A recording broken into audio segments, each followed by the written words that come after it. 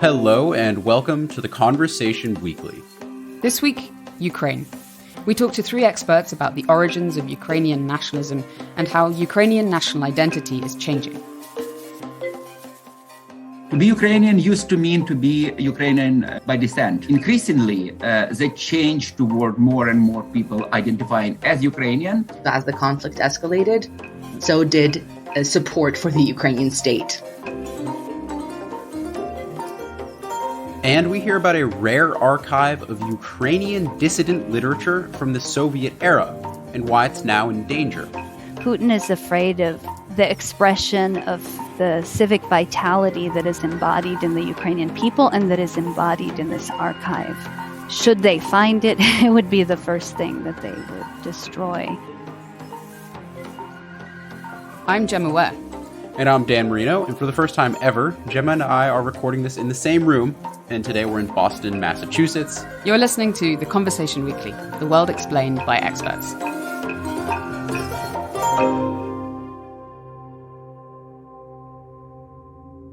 Russia has invaded Ukraine, advancing... Military bases, airports and aircraft have been targeted. Russia has invaded Ukraine. Most of Ukraine was fast asleep. They were woken up by loud explosions. Since Russia invaded Ukraine on the 24th of February, the country's blue and yellow flag has become a symbol of solidarity around the world. It's being displayed on public buildings, held up in street protests, and used widely across social media. As we record this episode, with the war in its third week, at least 590 civilians are dead, thousands more are under siege from Russian bombardment in cities across Ukraine, and millions have fled to neighbouring countries to escape the fighting. In the face of Russian aggression, I think the world expected the Ukrainian people to unite in support of their country. But the strength of that unity has impressed the world. History is central to understanding the war in Ukraine. And so in this episode, we're exploring the history of Ukrainian national identity.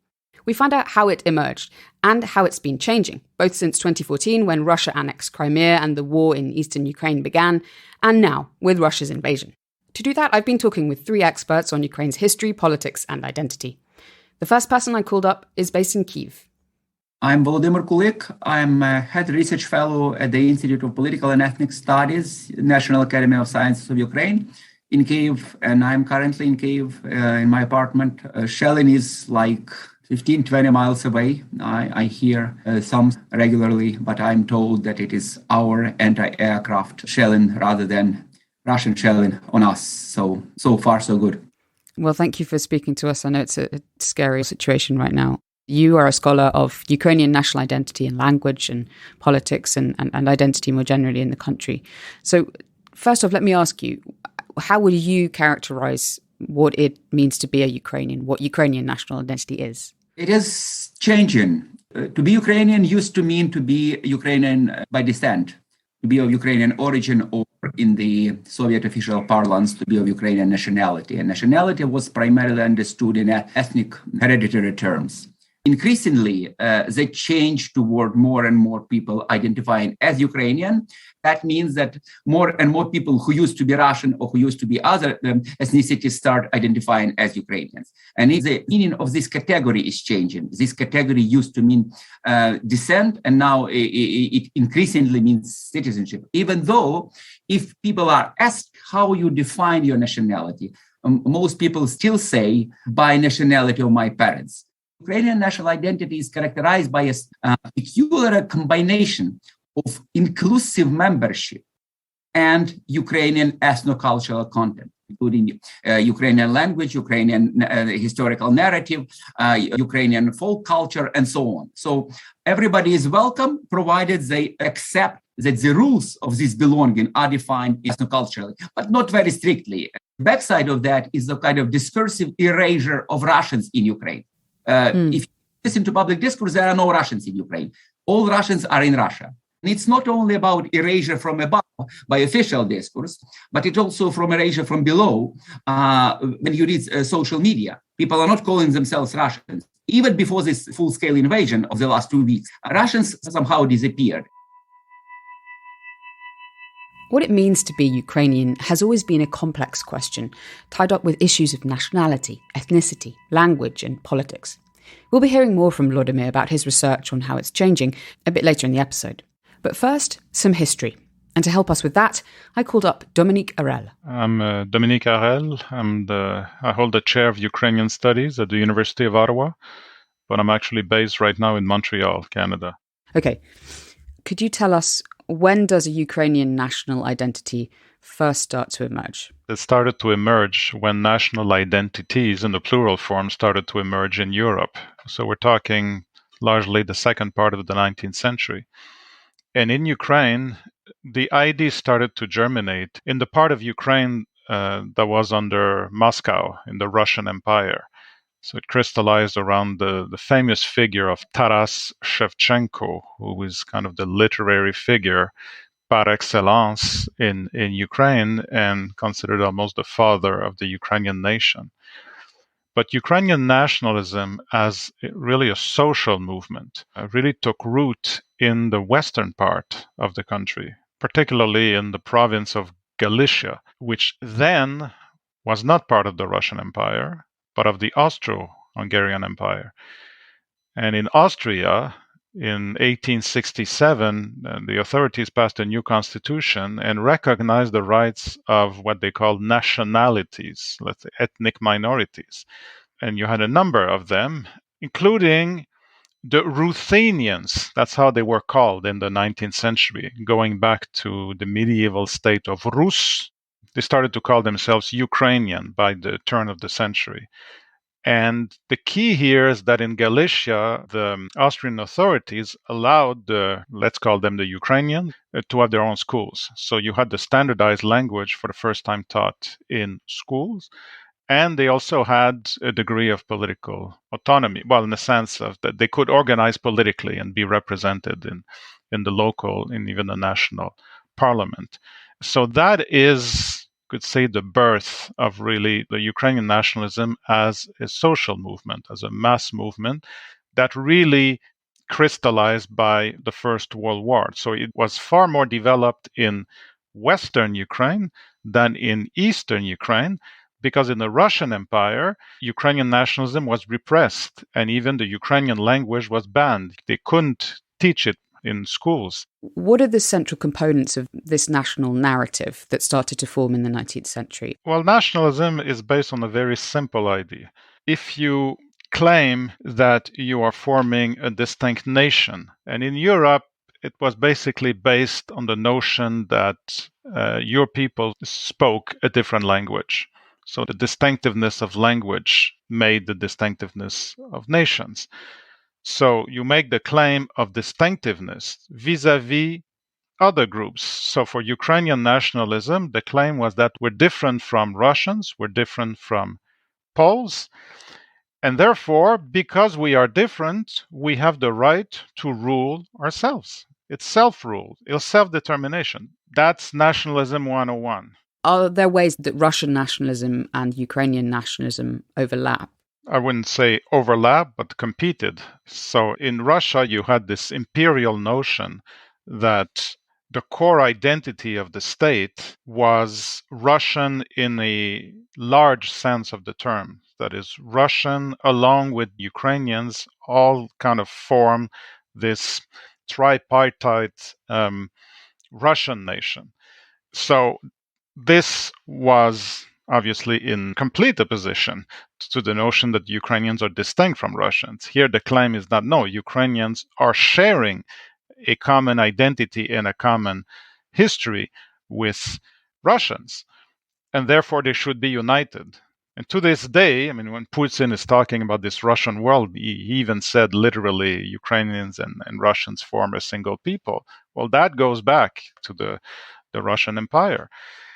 So the rulers of the time, so in Moscow, saw Ukrainian nationalism, these demands that were beginning to emerge in terms of self-determination, as basically a threat to the integrity of the empire. They saw Ukrainian nationalism as a Western invention. The Austrians basically fabricated the Ukrainian nationality, which is artificial, again, from the point of view of Moscow, in as much as it's claimed to be separate from Russia. So it seeks to divide, to weaken the Russian Empire. That idea, very powerful, very resilient in Russian society and in Russian government, has been around, 150 years. And now it's being expressed in military terms by Putin. But these are the roots. And as part of that competition, Kyiv in Russian, has a kind of central role to play. Tell us a bit about that. The Ukrainian national narrative that was expounded most powerfully by a historian named Mikhailo Hrushevsky. You could say he's one of the nation builders of Ukrainians. And he was active at the time of the First World War in the 1920s. His real contribution was basically to trace the origins of the Ukrainian nation all the way back to the medieval state of Kyiv and Rus, claiming that the Russians had nothing to do with that state, that Moscow was created like 2 centuries later and a completely different lineage. That's the claim in the Ukrainian national narrative, whereas in the Russian national narrative, the claim is that Russian identity originates in Kyiv and Rus. So you've got basically 2 narratives competing with the same place of origin, if you wish. When the Russian Empire collapsed in 1917 towards the end of the First World War, Ukraine declared independence.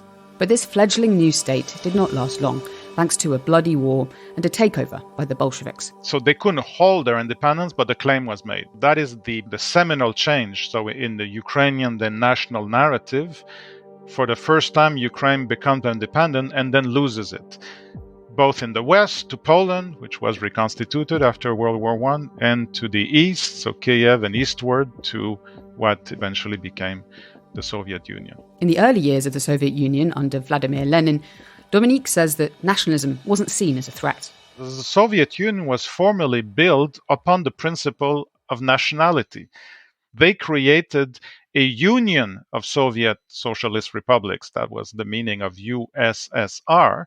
So the key point here is that for the first time, Ukraine was recognized as an actual government with administrative boundaries, which at that time did not include Crimea and did not include Western Ukraine. You now had Ukrainian taught in school, and you had all like the institutions, the symbols of state power. So the Ukrainian Soviet Socialist Republic has its own parliament, had its own Academy of Sciences, its own borders, etc., all the trappings of sovereignty. And so there was this original kind of incorporation of nationalisms, and then what happened? What happened in the late 20s, early 30s, is that the Soviet Union, which was now under the hands of a dictator, Stalin, decided to go all in for collectivization, which was the abolition of private property in rural areas. Now, Ukraine was the breadbasket of the Russian Empire with the greatest agricultural potential and still had this huge economic importance in the 1920s. So collectivization was resisted, particularly in Ukraine. And Stalin interpreted the resistance, and there was even resistance within the Communist Party of Ukraine, felt that this would lead to a tragedy, as nationalism. So here, nationalism, not defined in just simple terms that the Ukrainians are distinct and ought to have, their sovereignty, but as something anti-Soviet, something evil. So the Ukrainians here are seeking to separate from the Soviet Union. And that led to massive repression. And basically the entire political and cultural elite were arrested. And in the early 1930s, you had all these show trials. So massive repression. And that set the stage for the terrible famine, the Holodomyr, that ravaged the Ukrainian countryside in 32-33, when we have now very serious demographic estimates putting the death toll at 4 million. And then came World War II. In August 1939, just a few months before war broke out, Nazi Germany signed a non-aggression pact with the Soviet Union. The pact of non-aggression divided Poland. So territories of Poland now were annexed by the Soviet Union, and that included Western Ukraine. So the Soviet Union incorporated these areas with great brutality. You had deportations, hundreds of thousands of people, and of course, all political parties, free media, etc. Everything was banned because it was totalitarianism. And then in 1941, Nazi Germany declares war on the Soviet Union, invades, and the first territory that it invades are the Western territories of the Soviet Union, including Western Ukraine. Why is it important? Throughout the war and for many years after the war, these territories in Western Ukraine that had never been part of the Russian Empire or the Soviet Union were the site of the largest insurgency in all of Europe by Ukrainian nationalists. They actually call themselves literally the Organization of Ukrainian Nationalists. Now, in the Soviet and now the Russian view, these nationalists were fascists, were Nazis, because they collaborated with Nazi Germany. That is the link between World War II, Ukrainian nationalism, and what we see now. That those Ukrainian nationalists who rebelled against Soviet power on a territory that had never been part of Imperial Russia or the Soviet Union. Those are identified with fascism, and in the current narrative, Ukrainian nationalism is equated with fascism. Now, it's worth saying that Ukraine has a small number of neo-Nazi sympathisers, and the integration of the far-right Azov regiment into Ukraine's armed forces in late 2014 has raised concerns. And it feeds into Putin's stated reasons for attacking Ukraine. What he says is to denazify the country. In the decades following World War II, Ukrainian nationalism and language continued to be repressed in the Soviet Union. But by the 1980s, the glasnost policy of the final Soviet leader Mikhail Gorbachev allowed for more free speech and the existence of Ukrainian cultural and political organisations. In 1991, as the Soviet Union collapsed, Ukraine became an independent country. Anyone then residing on the territory had the right of citizenship. So citizenship was defined territorially in civic terms. Mm. I know you've looked in your research at this period between 1991 and kind of up to today, I guess. What changed in that period? So what we have observed is Ukraine becoming gradually more Ukrainian. So what does it mean? At the time of independence, roughly speaking, you had a little less than 3/4 of the population that declared themselves Ukrainian on the census. Ukrainian in ethnic terms, but a sizable, I think it was 22%, declaring themselves Russians. You basically had two major groups. You had the Crimean Tatars, also in Crimea, but it was 3/4 Ukrainian, roughly speaking, a little less than 1/4 Russian. And by the time we get to the next census, which was in 2001, the number of Ukrainians increase and the number of Russians going down to 17%. So what is going on here? Well, a lot of them left. So you had movements of population, let's say from Eastern Ukraine to Russia. But also you had a lot that just redefined their identity. So they didn't leave, but they started to identify more and more as Ukrainian.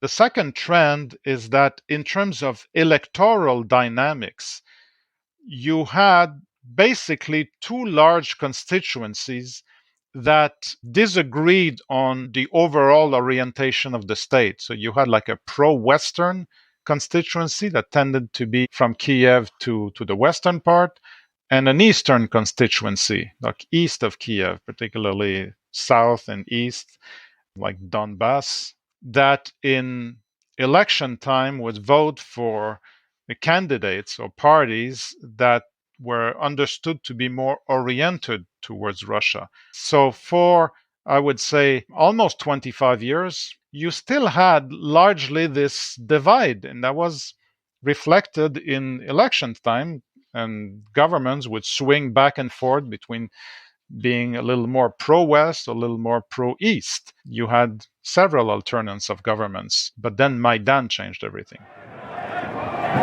Hundreds of thousands of anti-government protesters packed the streets in and around Kyiv's Independence Square. The Euromaidan protests of 2013 and 14 were named after the Independence Square in central Kyiv, the Maidan. As Dominique says, the Maidan changed everything. And to understand a bit more about that, I called up an expert who's been researching this question ever since. I'm Dr. Olga Onuch, and I am a senior lecturer at the University of Manchester in politics. I am also the principal investigator of two large projects, Mobilize and IBIF. Both specialize in political behavior, migration, protest, and identity in conflict in Ukraine. I asked Olga to explain what happened at the Euromaidan protests. 2013-14 now seems like a lifetime ago. What we experienced starting November 2013 was a moment of mass mobilization where a cross-cleavage coalition of ordinary Ukrainians rose up against President Yanukovych, who failed to continue pro-EU policies and signing of the EU association agreements that he promised in an election a few years earlier. What started out as a mass mobilization favoring closer ties with the EU quickly turned into an all-countrywide mobilization against Yanukovych's regime, specifically due to the fact that he was sending special militias called Berkut to beat up journalists, ordinary citizens, students, and activists, not only in Kyiv, in the city center, but also across squares and town centers all across Ukraine. It turned extremely violent. The regime decided to employ the use of snipers against ordinary citizens in the capital, Kyiv. And, looking back at this now, I remember that night when citizens were leaving their homes in Kyiv city center, rushing to help people being shot. The monastery in Kyiv was ringing its bells for the first time in years to alert the citizens of Kyiv to rise up. I remember that night, and I remember thinking, this is the worst it can get. But of course, we know what happened since then. We know that first the president fled under the cover of night. Then there were little green men that popped up in Crimea. And we saw the annexation of Crimea immediately after. And then we saw little green men in Luhansk and Donetsk oblasts. We saw a variety of armed forces take shape. And then we noted that Russian military and army were not only moving hardware across the border, but also personnel. And in the last 8 years, what started out as civil disobedience, a peaceful protest amongst Ukrainians of, frankly, all political stripes, as our survey data of the protesters showed, turned into an 8-year-long conflict. And now, I think, a tragedy beyond words. Olga and her colleagues managed to secure funding in the first days of the mobilization to start surveying the protesters to find out who they were and why they'd come out onto the streets. I remember when we were listening to our interviewees and getting the first data, and we saw that there were large numbers of Russian speakers. We saw that there were people from parts of the country coming to Kyiv to protest. And they weren't only from central and western parts of the country, as so many would have expected. We saw not insignificant groups of people coming from the east of the country, meaning that they took buses, trains, and cars or marshrutkas to Kyiv and decided to engage. We also saw that there were a not negligible number of protesters that did not vote for the opposition parties. So we saw that there were people who reported having voted for Yanukovych, but they, especially after they saw the violence of the militias, they felt that they needed to defend ordinary citizens' Ukraine. And they used the language of civic duty. And so it was very clear that you had this coalition of different political groups, of different religious, ethnic, linguistic backgrounds, and they weren't talking about protecting the Ukrainian nation or protecting the Ukrainian language. They were talking about protecting the Ukrainian state And they were talking repeatedly about their civic duty, and that any citizen that has even an ounce of dignity, that it's this civic duty and dignity that was bringing them to the protest site. Olga was at Harvard's Ukraine Institute at the time, and along with her colleagues, she got funding to continue surveying Ukrainians. In the years since, working with a range of different researchers, including Volodomyr Kulyk, they completed 11 surveys. These include panel surveys where interviewers go back to talk to the same people over time to see how their views and attitudes shift. First and foremost, we found that civic identity or state attachment was extremely strong amongst Ukrainians across linguistic groups and across regions. There was variation to this, but we saw that it was strong and increasing over time. So as the conflict escalated, so did support for the Ukrainian state. We realized that when you ask different types of questions, you get a different response. So the language someone speaks in their home versus the language someone speaks at work versus the language they choose to do the survey in can be different, right? So immediately we saw that when it came to language practice and embeddedness, these were not neatly divided groups. We saw the same thing for so-called ethnicity or nationality measures, that when we asked people, which group do you belong to, and forcing them in a choice, most would choose Ukraine, telling us that they were again priming on this civic state identity. But when we asked them which group do you belong to on a scale separately, they could say that they equally belong to these two different groups or three different groups, because it wasn't only Ukrainian Russian, it was also other ethno-linguistic groups in the country. And that none of these factors seem to align neatly. Volodomyr Kulyk has also been looking at these questions in Ukraine since 2014. He's got a term for what he's observed: de-Russification. The main two features of this change are, on the one hand, the stronger attachment to Ukraine as one's homeland. So the civic identification has become much stronger. On the other hand, the shift from Russian to Ukrainian as one's nationality, as one's native language, and to some extent as one's everyday language. That is what I provocatively call de-Russification. And how has this changed people's politics and their political identity as well? Actually, it is related. So those identifying as Ukrainians, and especially those identifying with Ukrainian as their native language, they are more strongly nationalist, they were more strongly pro-Western, they are more strongly even liberal in terms of reforms, domestic politics. And increasingly, Ukrainian identification, especially Ukrainian native language identification, has become the strongest predictor of political attitudes. In her surveys, Olga has also been tracking how Ukrainians' political views have been changing. Political views towards Russia, towards joining the EU, and towards NATO. We saw incremental change in 2014 in policy shifts. We saw a fairly large jump when it came to supporting EU accession, but we saw only about a 4 to 6% jump when it came to supporting NATO. But what we started finding out with our second two projects that we were conducting, both Mobilize and IBIF, also both based at the University of Manchester, and using data in combination from 2014 and then later 2019, 2020, 2021, we found all of a sudden that after Zelensky gets elected, we see a huge jump in a lot of these political dispositions. So we saw even a larger jump when it came to support for EU accession. We saw over time from 2019 to 2021, people having more positive views of how the government is helping and managing the conflict in Donbass, in the Donetsk and Luhansk oblasts.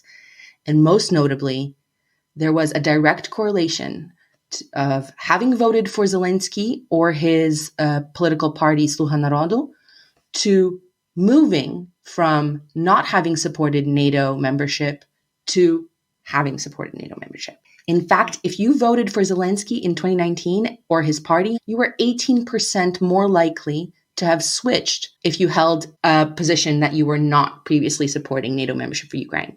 So we were calling this the Zelensky effect. We also saw this in generational cohorts.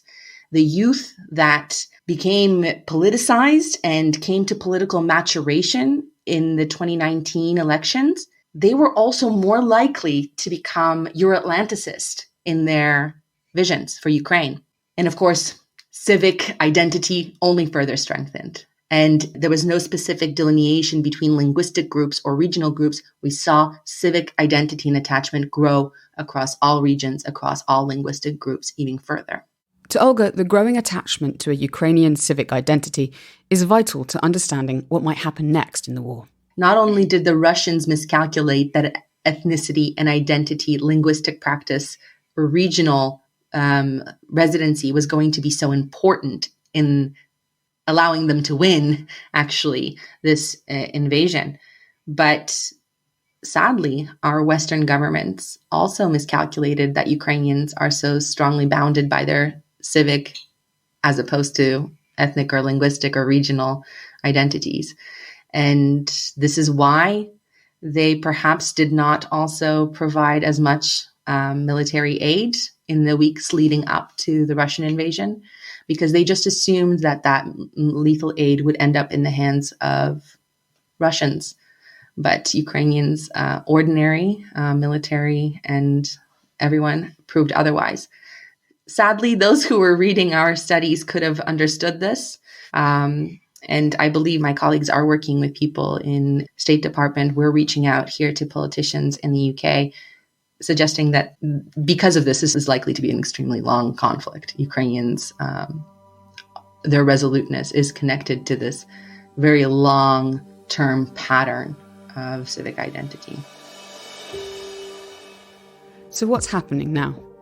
I asked Volodomyr Kulyk in Kyiv what struck him since Russia's invasion about how Ukrainians are thinking about themselves, their country, and their nationality. I would indicate two main changes. First, much stronger unity of Ukrainians. Yeah, so everybody is Ukrainian. Russians are invading. Russians are killing us. So it's us versus them. But we are united in that. And related to this, much stronger anti-Russian sentiment. Until recently, this sentiment was rather widespread, but it was kind of impolite. People were ashamed of expressing it. It's all gone. To majority of people, Russians are just that, enemies. They believe that Ukrainians should be supported and Russians should be punished. Of course, it is very problematic to have surveys. I've only read about several surveys being conducted since the full-scale invasion, but one is indicative. Ukrainians were asked, who do they think is guilty of this invasion? Either it's only Russian state or equally Russian state and Russian people. And while 55% say it's Russian state, as many as 38% said it's both Russian state and Russian people. So this anti-Russian sentiment is very strong, and I believe it is there to stay for decades to come. What does it mean for Russian-speaking Ukrainians then? We don't know yet. It will be revealed after the war ends. But there is this danger. Right now, nobody questions the right of people to speak Russian. When I stand on lines for food and medicine, lots of people around me in Kyiv speak Russian. And I read my newsfeed with reports from the front line. Lots of people write in Russian. So on the one hand, Russian is a very widespread and very legitimate and in a way noble language because so many noble people speak it.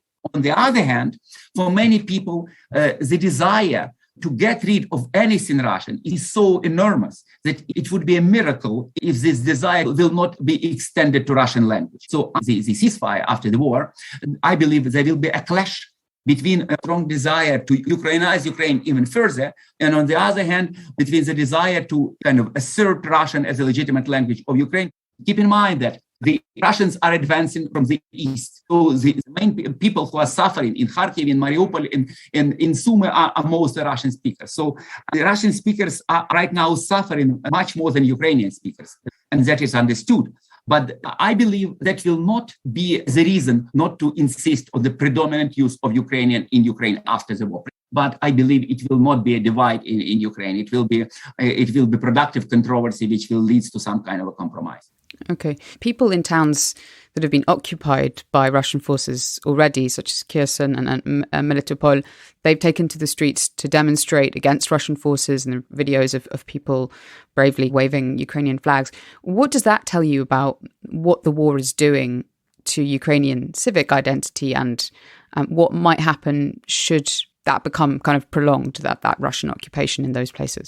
What people are demonstrating their resolve, their determination to remain Ukrainian, even at the gunpoint, and their hatred of Russian as those who are making that impossible, who are invading their country, who are endangering their lives. And probably you know about this trend which started on the first day of war when the Russian warship attacked Ukrainian defenders on the Serpent Island, and he was told, excuse my profanity, go fuck yourself.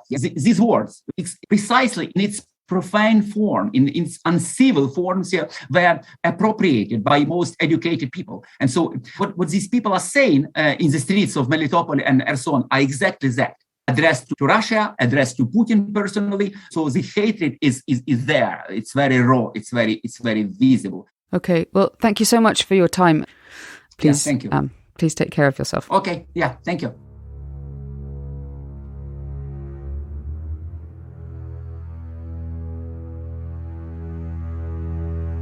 That was Dominique Arel, Olga Onuch, and Volodomyr Kulyk. Now, our next story brings a personal perspective to some of the history we've just been hearing about. As Dominique Arel explained, Ukrainian nationalism and language came to be repressed during the Stalinist part of the Soviet era. It was dangerous to publish Ukrainian political and cultural texts, particularly those critical of the Soviet leadership. Despite the censorship, some of this dissident literature was smuggled out of Ukraine, and one man in the US began collecting a lot of it. I spoke to his daughter to find out about the history of this remarkable archive and how the Russian invasion is putting it in danger. My name is Katja Kolcio. I'm a professor at Wesleyan University and currently director of Wesleyan's Alt-Britain Center for the Study of Public Life. I'm also the daughter of Volodymyr Kulyk. My father's side of the family immigrated from Ukraine shortly after the Second World War. His family was forced to flee Ukraine during the Second World War. He was a young boy, and they fled through Germany, and he spent quite a bit of time, a few years, in DP camps, displaced persons camps in Germany, in Aschaffenburg. And that is where he developed his he was still a little boy, but early appreciation of Ukrainian literature, poetry, and arts. It was my grandfather who he opened a library on the border between Ukraine and Poland, and also it's largely due to him that he instilled my father with this great appreciation for Ukrainian books and history. The family eventually came to Rochester, New York, when the war ended, and he eventually became a professor at the State University of New York at Brockport and a very active member of the Ukrainian community. Your father had this tendency to think about literature and Ukrainian history through literature and books and materials.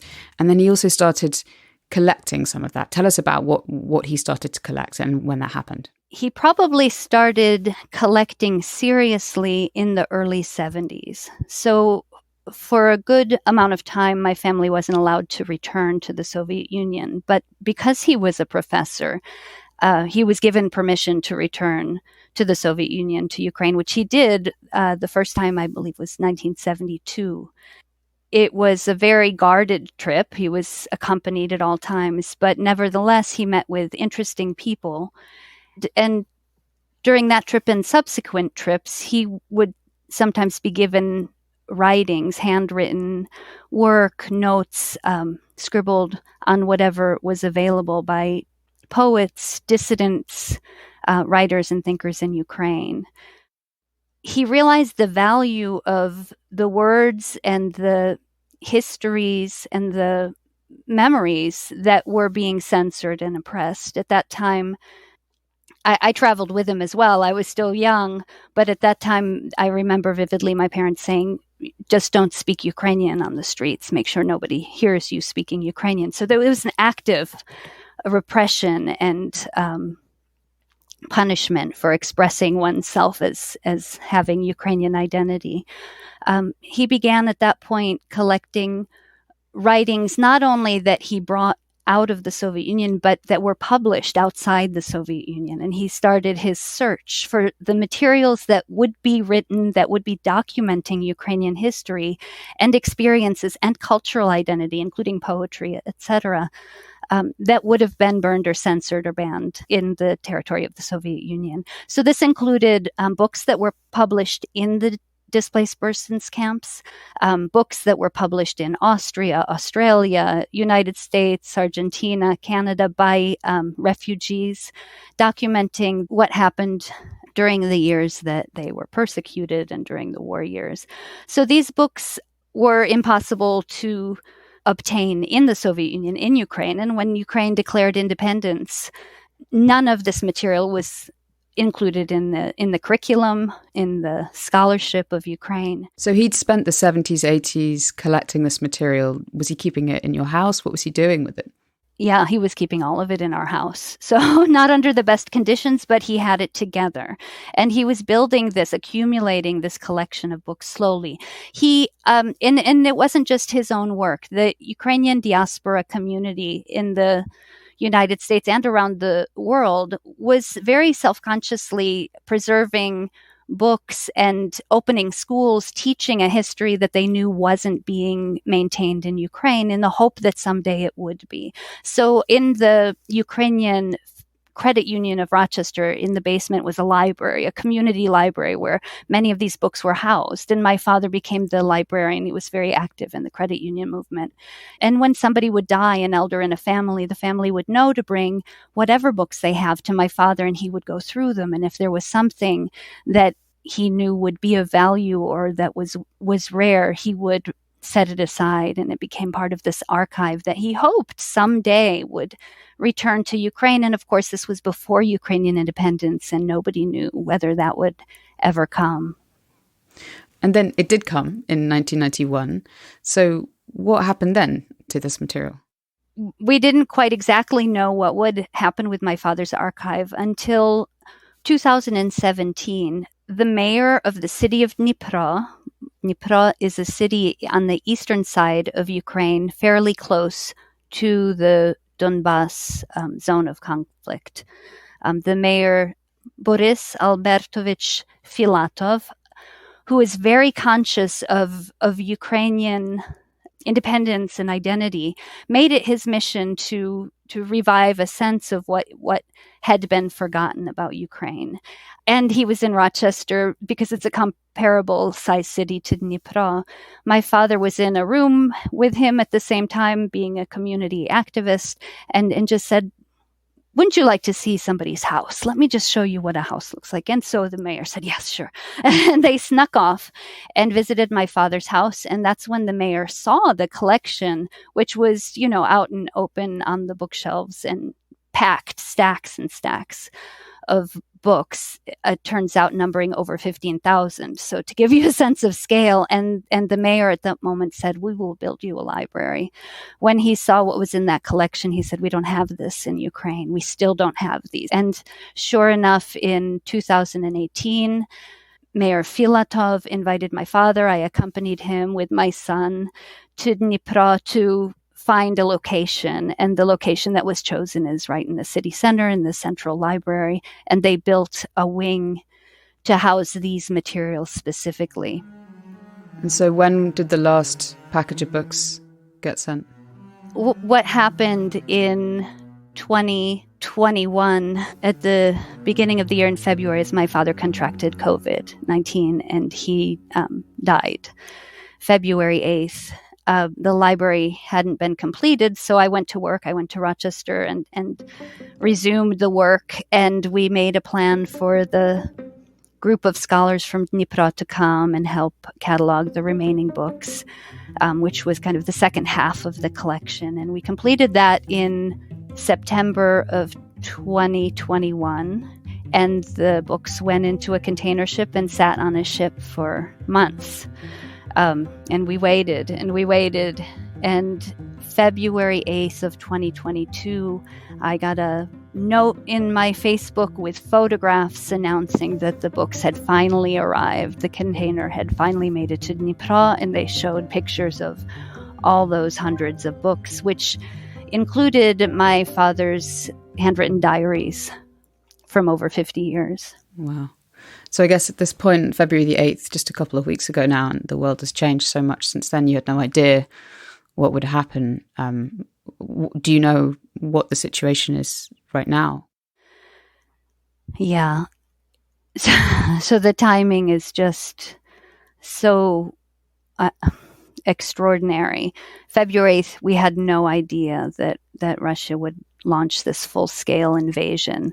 I know that the books are still in boxes and they're currently in a basement. We only wish that they had been stuck on container ships for a few more weeks, just 2 more weeks. It would have made the world of difference. But they're all in the basement in the Central City Library, as far as I'm aware. I know that's in the central part of the city of Dnipro. Dnipro is not far from Zaporizhzhia. You might have heard in the news, Russia took control of the Zaporizhzhia nuclear power plant, and Dnipro is not far away. So we're extremely concerned. And of course, we worry more than anything about the people of Dnipro. They've been heroes throughout this 8-year war. They've really been on the front line of defending Ukraine as a whole. And we can only hope for the best. And this idea of language and the Ukrainian language, is there a real fear that because they're written in Ukrainian and they tell that history, that they might be kind of a particular target to anyone who finds them? Oh, that's absolutely for certain. In the essay that Putin published over the summer, in the speech he gave just a couple of weeks ago, Putin has made it clear that he thinks Ukrainians don't exist, that they're really Russians, that they're a subset of Russians, that there is no independent or unique Ukrainian identity.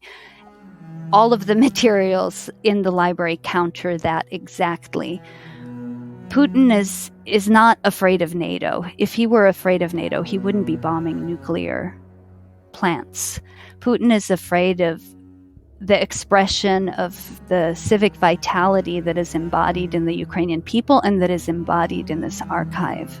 Should they find it, it would be the first thing that they would destroy. And despite attempting to do exactly that over hundreds of years, they've not succeeded. So there's that glimmer of optimism that I have, but in the short term, that's what we're facing. Well, thank you, Katja. I appreciate you telling us the story. Thank you.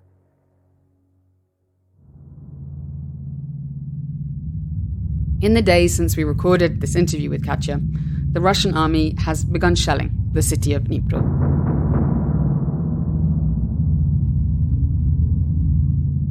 You can read a story that Katja Kolcio wrote about the Ukrainian American community and her father's archive on The Conversation.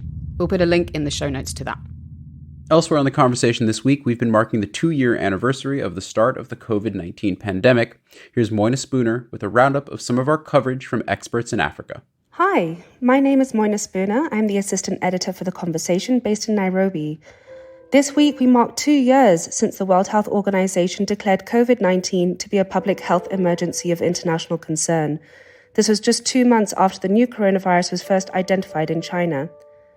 Over the next 2 years, COVID-19 would go on to infect nearly 500 million people, killing over 6 million around the world. Reflecting on the COVID response, we asked 3 African health experts to share their biggest lessons.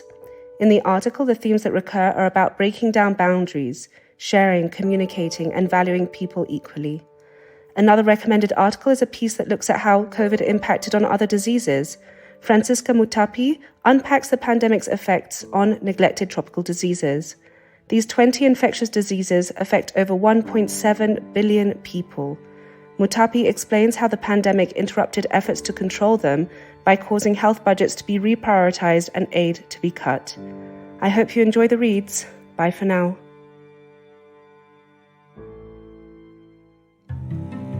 That's it for this week. Thanks to all the academics who've spoken to us for this episode, and thanks to the Conversation editors Jonathan Est, Hannah Hogue, and Amy Lieberman.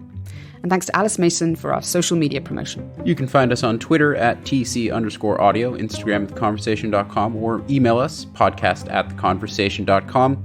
You can also sign up for our free daily email. Just click the link in the show notes. If you're enjoying The Conversation Weekly, please leave a rating or review where podcast apps allow you to. The Conversation Weekly is co-produced by Mend Marawani and me, Gemma Ware, with sound design by Eloise Stevens. Our theme music is by Nita Sal. I'm Dan Marino. Thanks so much for listening.